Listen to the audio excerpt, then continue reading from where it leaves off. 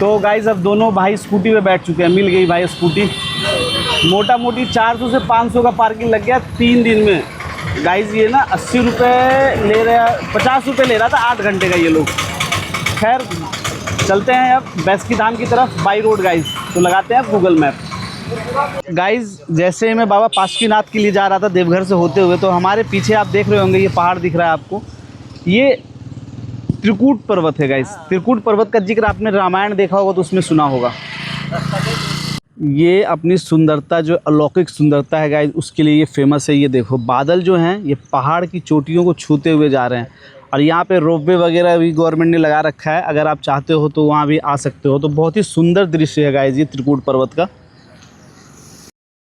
Guys Trikut पर्वत famous इसलिए है कि जब सीता माँ का हरण हो रहा था तो उस समय रावण जब ले जा रहा था ना, तो जटायु ने रावण को इसी पहाड़ पे रोका था, और उसका जो पंख कट के गिरा था और जो जटायु गिरा था जब राम से मिला था तो त्रिकूट पर्वत पे ही मिला था गाइस। दूसरा, रावण कुछ पुराण में ये भी कहते हैं कि रावण जो पूजा करता था भोले बाबा की, भोलेनाथ का, तो ये त्रिकूट पर्वत पे ही किया करता था गाइस रावण।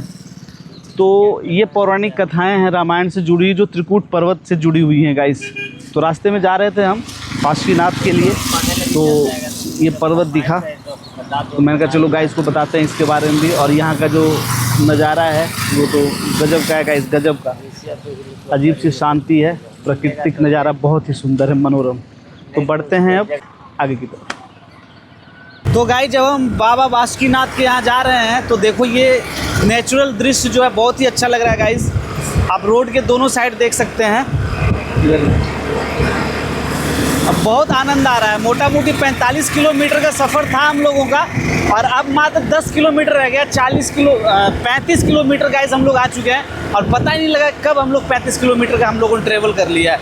तो कभी आप अगर यहाँ घूमने आते हैं तो आप इन सब नेचुरल दृश्य जो हैं इनका भी आप नज़ारा का लाभ ले सकते हैं, लुत्फ़ उठा सकते हैं गाइस। बहुत आनंद आ रहा है, बहुत। हर हर महादेव।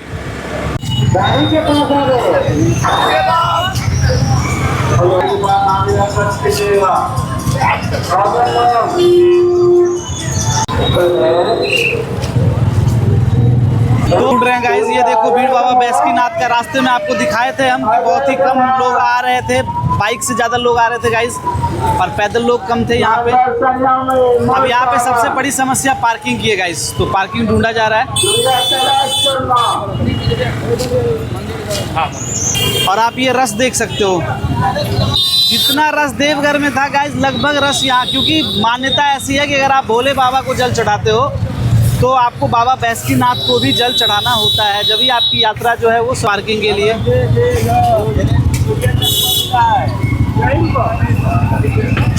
सोमवार है तो सोमवार को सोमवारी जल वाला भीड़ रहता है गाइस। पार्किंग में लगा दिए हैं बाइक, पर्ची वगैरह ले लिए हैं सारा कुछ। अब भाई चलते हैं भोले बाबा के दरबार में अर्जी लगाने के लिए, लाइन में लगने जा रहे हैं गाइस। अब बासुकीनाथ धाम जो कि भोले बाबा का मंदिर है, भोले बाबा और पार्वती का गाइस। आज सोमवार है गाइस, सावन का महीना, आपको पता ही है सोमवार को कितनी ज़्यादा भीड़ होती है। तो चलते हैं लाइन में लगने के लिए गाइस। ये देखो गाइस, ये भीड़ है यहाँ भी। देवघर से तो आ ही गए थे हम लोग सफलतापूर्वक। अब हम सोचे सुबह सुबह जाएंगे तो हो सकता है थोड़ा सा कम भीड़ हो, लेकिन नहीं गाइस, भीड़ भी ज़बरदस्त है यहाँ। तो गाइस अब हम लोग जा रहे हैं तालाब की तरफ, और वहाँ पे जाते हैं और देखते हैं वहाँ पे क्या व्यवस्था है गाइस। ये सुरक्षा व्यवस्था गाइस। तो गाइस बाबा बासुकीनाथ में जा रहे हैं हम लोग। तो यहाँ भी प्रोसेस वही है, शिवगंगा में जाना है, पहले स्नान करना है, उसके बाद जल जो होंगे हमारे उसका संकल्प लेना है, और फिर मंदिर की तरफ जाएंगे। तो यहाँ पे 300 रुपये में VIP पास आता है। तो अभी हम लोग फिलहाल VIP पास के लिए जा रहे हैं। उसमें सुनने में आया है कि थोड़ा जल्दी पूजा पाठ हो जाता है गाइस। तो देखते हैं एक बार कोशिश करके।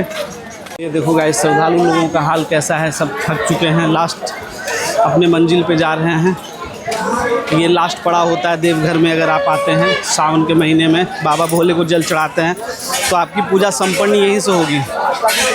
बासुकीनाथ के यहाँ जब आप जल चढ़ा देंगे जब ही होगी गाइस।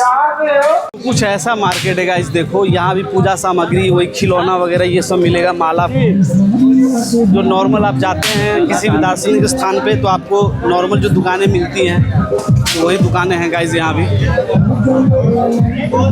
गाइस जो हमारे सामने जा रहे हैं ना, ये डाक बम है। इनका ये होता है कि अगर सुल्तानगंज से आपने जल उठा लिया है तो 24 घंटे के अंदर देवघर में जाके आपको जल डालना होता है। डाक बम जो हैं भाई गाइस, ये बहुत ही परिश्रम और बहुत मेहनत के उसमें होता है। ये मतलब बहुत परिश्रम और बहुत मेहनत करना पड़ता है और अंदर से एकदम दृढ़ संकल्प लेना पड़ेगा आपको। 24 घंटे के अंदर आपको जल डालना ही डालना है भोले बाबा पे, जब भी आपका डाक बम का जो पूजा होता है वो सफल होता है गाइस। तो गाइस आ गए हैं अब हम लोग शिवगंगा किनारे। बम जखनी इन्हें कर रहा है, जखनी इन्हें शॉट। शिवगंगा है गाइस। अब यहाँ पे स्नान वगैरह करके यहाँ पे देखिए जल अर्पण के लिए काउंटर बना हुआ है। अगर आप चाहते हैं तो बाहर से ही जल अर्पण कर सकते हैं और वहाँ पे LED TV लगा हुआ है, आप वहाँ से दर्शन कर सकते हैं बाबा भोलेनाथ का।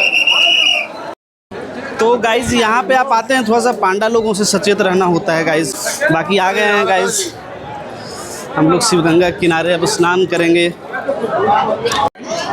तो ये है शिवगंगा गाइस यहाँ का। ये रख लीजिए, ध्यान कीजिए बाबू, चले बनेगा हो गया। तो गाइस संकल्प हो गया है जल का हम लोगों का। हम लोग स्नान ध्यान कर लिए थे, हमारे बबलू भैया भी, इन्होंने भी संकल्प करवा लिया। 21 रुपये की दक्षिणा दी गई है भाई पांडे जी को एक संकल्प का।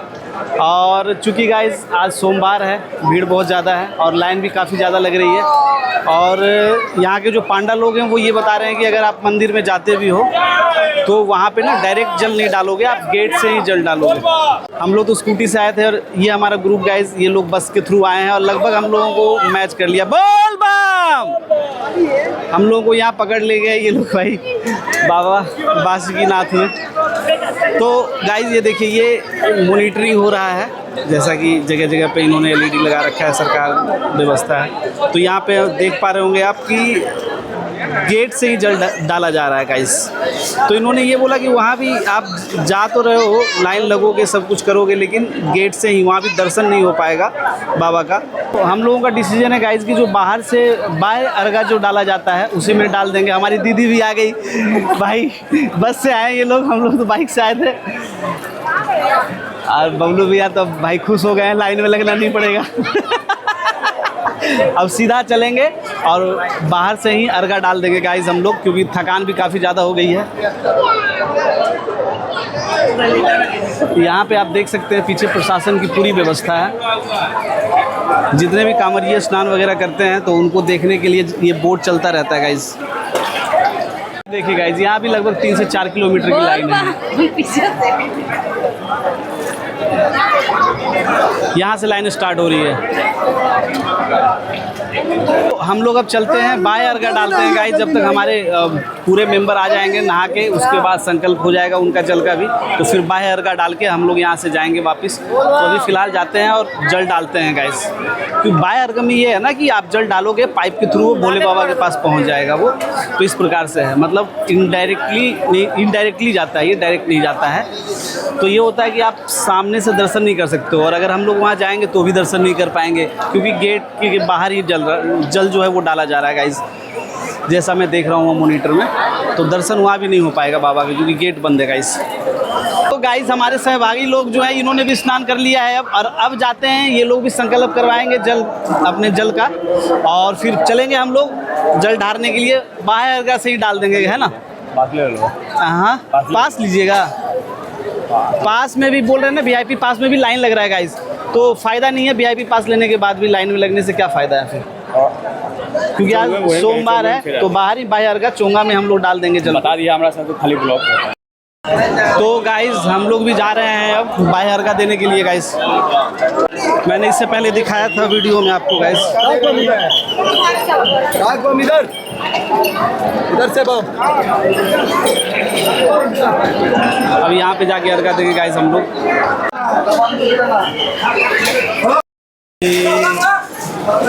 ये महादेव। तो गाइस अर्घा दे चुके हैं अब।